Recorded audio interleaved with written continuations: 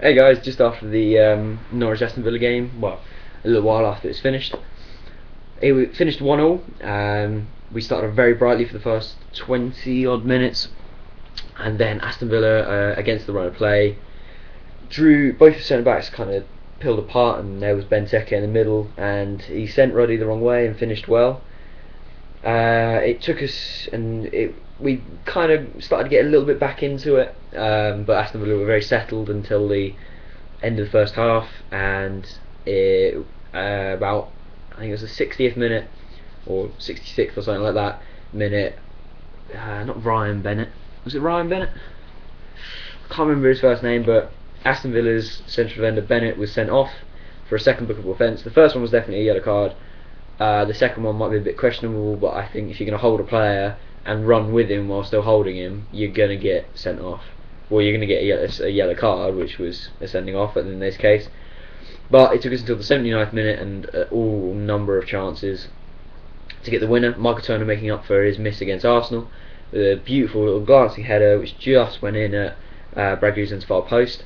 That made it 1-all, and we kept pushing, and there was a couple of other chances. Snodgrass tried to chip the keeper, and Houlihan nearly getting on the ball, but with a header. But of course, he's not the tallest of players, so for him to dive in and try and get a header was very hard. But it was a really good game. The Aston Villa fans were deadly quiet. They're probably going to hate me for saying that, but I mean, the amount of times I heard Norwich fans singing "We'll Sing Our Own." They did pipe up when the goal went in, but other than that, it was very quiet atmosphere, apart from a little group of Norwich fans. But in all, it was a good game. At the moment, I've got the TV on pause just so you don't have to listen to Gillette Soccer Saturday. But Reading are up 1-0 up, so that point might be important, because that'll put Reading, if it stays like that, even though they're against Fulham, if it stays like that, then Reading will go to 6 points and 1 point behind us. It keeps us a point ahead of Villa, and I was kind of hoping for the 3 points, especially after drawing level, but it just wasn't to be, which is, sad, but it happens. Because I've got my tickets right here. They arrived today for the Tottenham game, midweek.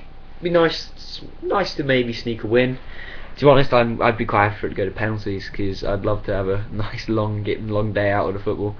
But and also if it goes to penalties, I think we might be able to win it. So, but either way, that's not a huge important game. That's really just a cup run game. I'd be happy with a non-embarrassing loss. So not like Wolves getting beaten 6-0 in the second round, stuff. Like a 1-0, 2-0 loss, but I'd love it if we could sneak a win against Tottenham. They're a team that we do sometimes perform great against. But yeah, and hopefully they don't play a strong squad, and of course I'll do a review on that. But we got Stoke next weekend. They're playing today again. Well, I'll come back to you on that. Last season we played them. I think they were our second game.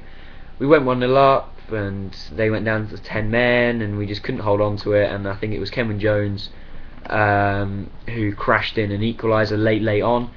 They're playing Sunderland today, so of course leave your predictions along with all your thoughts of today. I thought man of the match was definitely Houlihan.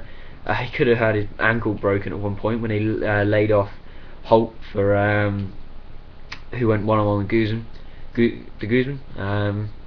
And that keeper was cracking. He was great. You can see why he's rated by the Americans and by Lambert. But yeah, so hopefully we can maybe move on, and I'd be happy with 3 points next weekend. It's going to be hard, because Stoke are a hard team to play against, and they definitely won't underrate us this year. We only got a point from them last season, of course. But last bit of news is Elliot Ward has gone. Of course, some people will feel indifferent about it, but I feel he's on loan with a view for a permanent deal. I'd be very happy for Nottingham Forest to take that as a permanent deal, and we take Ayala back. He's an alright defender, but especially towards the end of the season, he started to kind of lose. I think I lost faith in him a lot. I didn't really think he was that good a player, and he lost a lot of the fans. I remember in the Wolves game where when Ruddy was telling him to do something, he started an argument. We all just started chanting Ruddy's name because we like Ruddy. We don't. I don't really think many people have faith in him to be a strong centre back. And with such competition, Bassong played really well today. There's a couple. I think Bassong and Turner need to get their communication working. Even though I can't really criticise Turner because he got the goal, and I can't criticise Bassong because he had another good performance. He really was cool under pressure. I mean, it was late on, and he just took Bent on. He was just like, what, I'm the last defender. I'm just going to run around you. It's fine. I don't care. And he did. Although my heart was in my mouth at that point when he was just trying to work his way around him. But yeah, it was a good game. It was really exciting, especially towards the end.